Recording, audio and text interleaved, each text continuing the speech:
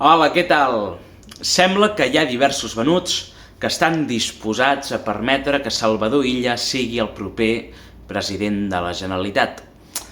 Sí, i si algú no sap de qui parlo, ho faig d'Esquerra Republicana, o millor dit, d'Esquerra Monàrquica Espanyolista.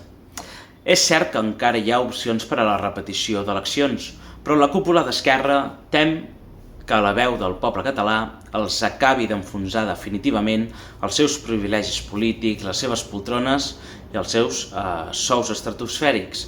I no seria la primera vegada que Esquerra prioritza la supervivència del seu partit per damunt de la dignitat i la llibertat del país.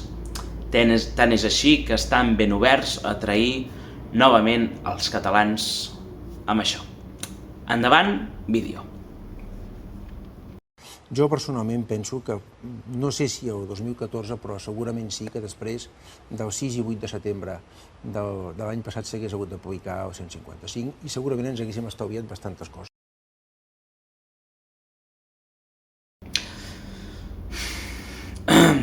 En fi, almenys l'expresident Montilla va tenir la mínima decència de sortir de la votació del 155 en el Senat espanyol durant aquell 2017, però aquest energumen no va amb ell.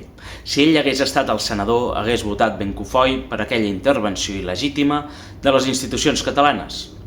Fa masses anys que això que tenim al país no és el Partit dels Socialistes a Catalunya, és el PSOE a Catalunya. Aquest senyor Illa, o com que es munta el carro del menyspreu a la nostra llengua i història, amb la castellarització contínua dels topònims catalans, per exemple, anomenant Lérida o Bajo Llobregat a Lleida i el Baix Llobregat, doncs l'anomenarem Salvador Isla. I, evidentment, com veieu, també va més amb ell. Aquest senyor, que ni gosa presentar-se a la investidura com a candidat a la presidència, no té vergonya. Serà el guanyador de les últimes eleccions catalanes, sobretot per la incompetència dels processistes, però amb les seves paraules, accions, fets i amb la hemeroteca a la mà, demostra clarament que està completament incapacitat per ser president de Catalunya. Algú que insulta d'aquesta manera la llengua, la cultura i la història del nostre país, que anima el desballestament i ocupació de les institucions catalanes contra la voluntat del poble català, no és pas cap demòcrata, no és pas cap catalanista, simplement és un dictador ultraespanyol que no vol que els catalans tinguem la nostra pròpia veu ni que tinguem cap llibertat ni sobirania real en la nostra pròpia terra. A més, en termes d'incompetència, aquest home s'emporta el súmmum, perquè no només és el masover del PSOE a Catalunya, part d'això també serà recordat per la seva nefasta gestió de cada presumptament de bruta corrupció durant la pandèmia de la Covid. I això com a ministre espanyol de Sanitat, per si algú no se'n recorda, també és popularment conegut com l'enterramorts. I certament s'ha de ser molt beneït, molt processista venut, o amb dues coses alhora, sobretot per empassar-se sistemàticament els cants de sirena de PP i PSOE. Perquè independentment del color polític del govern espanyol, portem anys i panys amb la mateixa matraca de promeses buides, pluges de milions, de mentida i compromisos incomplerts. Arrosseguem des de fa molt de temps un dèficit fiscal de 22.000 milions d'euros i, a més, els governs espanyols successius no executen ni la meitat dels diners pressupostats per a Catalunya. Però anem investint-los i fem el que manin com a gossets ensinistrats. Així és el processisme. El processisme que devalua el nostre país i ens condemna dia rere dia a la decadència i a la gradual desaparició com a nació. Total acatament a Espanya i nul interès en servir fidelment als catalans. I sabeu què em fa més ràbia encara? Que Esquerra tingui la gosadia de vendre una possible investidura del PSOE a Catalunya a canvi d'un fals concert econòmic que Espanya mai ens donarà. El màxim que se'ns ha donat és una taula de càmping per a dialogar del sexe dels àngels amb Pedro Sánchez. I ara des de fa res, PSOE, Junts i Esquerra també han regalat a la CUP l'opció d'abandonar el grup mixt que compartia amb Aliança Catalana allà on els havien posat i col·locat els catalans. I això què significa? que podran gaudir dels beneficis econòmics de tenir grup parlamentari propi en el Parlament sense tenir-ne cap mena de dret. Com sempre, es passen per l'engonal el mandat democràtic de les urnes. Deu ser una nova clàusula secreta en el nou pacte de rendició processista. Veurem. Però jo, si fos Esquerra, em centraria en fer net en el partit, en el seu partit, que prou brutícia tenen ja amb la polèmica dels cartells. Aquell atac de falsa bandera fet per la pròpia Esquerra, tot usant la malaltia que pateix l'expresident Pasqual Maragall per així treure rèdit electoral a costa de la integritat, la dignitat i la imatge de la família Maragall. Corrupció en estat pur. Ja veieu que això dels 98 anys sense corrupció d'Esquerra eren pura façana.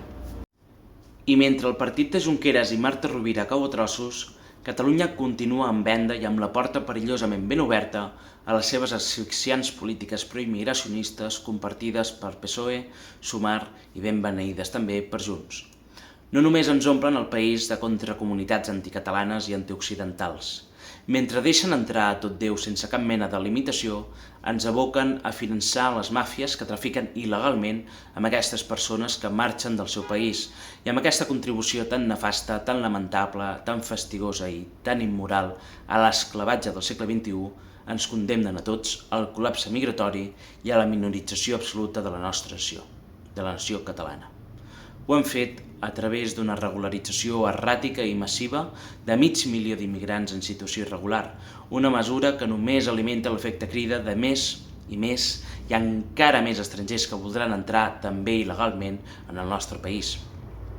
Perquè, clar, qui no voldrà provar sort si veu que hi ha una gran recompensa esperant-lo aquí, a casa nostra, tot i no complir amb les nostres normes més bàsiques, començant per entrar legalment. Els polítics ineptes que tenim s'obliden, o ho saben i els importa un rave, jo crec que és més la segona, que aquest desgavell el paguem als ciutadans, no només amb els nostres diners, amb els diners de les nostres butxaques, sinó també amb la pèrdua de la pau, seguretat i convivència en els nostres carrers. Quelcom que en molts punts del país ha deixat de ser una realitat per esdevenir un miratge o simplement una mica absent. La seva falsa defensa dels drets humans, aquella que legitima el caos migratori i l'esclavatge del segle XXI, només ens porta al col·lapse del nostre estat del benestar, dels serveis públics i del sistema d'acolliment, que ja ha superat fa massa temps la seva capacitat. I sí, tot això també amb el vistiplau i amb el vot favorable de la mateixa Junts, encara que ara ho intentin dissimular amb el seu no oportunista en el Congrés espanyol, davant del repartiment suïcida que ens vol imposar a Espanya de molts més menors estrangers no acompanyats, tot i tenir tots els centres d'acollida de Catalunya col·lapsats.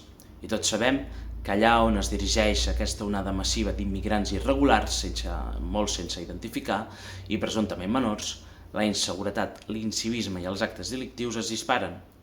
A més, aquest mateix partit hipòcrita, amb el president Josep Rull al capdavant, en seu parlamentària, atempta greument contra la llibertat d'expressió de Sílvia Orriols i de l'oposició política en general i contra el dret a representació política dels votants d'Aliança Catalana pel simple fet d'abordar la problemàtica de la immigració descontrolada, els privilegis que gaudeixen els criminals a casa nostra i molts altres temes d'interès nacional. Aquest home ha esdevingut un dèspota. Amb la seva presidència arbitrària i antidemocràtica ha demostrat a bastament que no respecta ni el pluralisme polític, ni el parlamentarisme, ni la democràcia. Ignora que el Parlament ha de representar la veu de tots els ciutadans, no sols la seva i la dels seus col·legues. I jo li dic, senyor Rull, el Parlament no és la seva guingueta particular. La Catalunya que ens està deixant aquest processisme és terrible. Suportarem aquests anys de travessia en el desert? Jo crec que sí, però mai amb els venuts de sempre. Ens hem d'alçar, hem de defensar Catalunya de tota aquesta colla de replegats que han destrossat el país. Salvem la nostra terra del règim processista que ens ha venut l'ànima per un trist plat de llenties.